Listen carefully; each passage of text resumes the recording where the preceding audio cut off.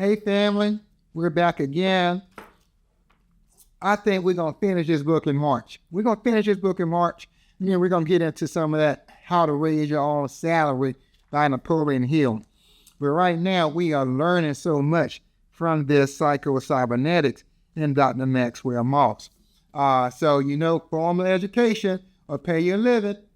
I don't have any problem with formal education. I suggest you go to college and get a degree. I have one.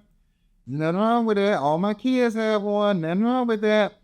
But self-education is what's going to pay you a fortune. All right. Now, yesterday we were talking about how you know when your learning response is correct versus incorrect, which is what we're going to discuss today. He says, a salesman who finds himself inarticulate in the presence of an important prospect, his skills desert him. Another salesperson, under the same circumstances, may sail over his head. The challenge of the situation brings out abilities he did not ordinarily possess. You can use a sports example. You got a baseball player with the highest batting average who is called upon as a pinch hitter in a tough spot.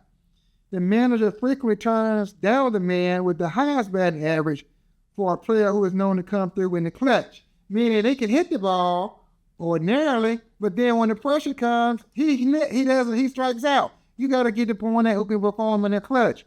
Once again, how do you know if you are responding properly in a crisis situation? Well, we talked about that today. This is how you know, and all of this, he said, is a learned response. And we're going to keep on talking. He's going to talk about a solution to that.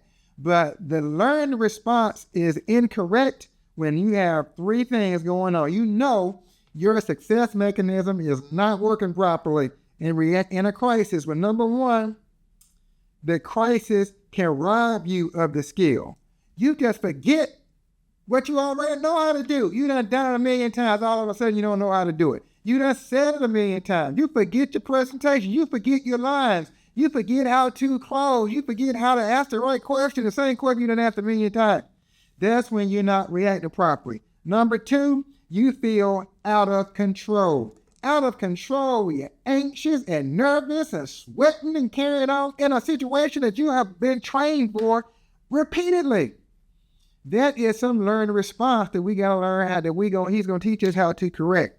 And number three, the ability that you ordinarily possess, it is disappear some kind of way. Like even the basic stuff, you forget how to do that. When you are not reacting properly in a crisis, where number one, the skill that you normally have just escapes you. Number two, you feel out of control. And number three, the abilities that are normally just quite natural, second nature, all of a sudden you just drawing a blank. Teammates, all of those are reasons not for you to be like, that's not a permanent diagnosis.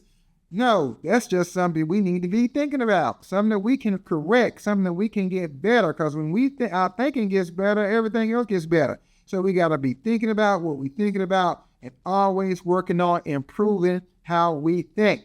That's our number one job. I love reading these books. I pray that you are getting something out of it. We will run this play again tomorrow.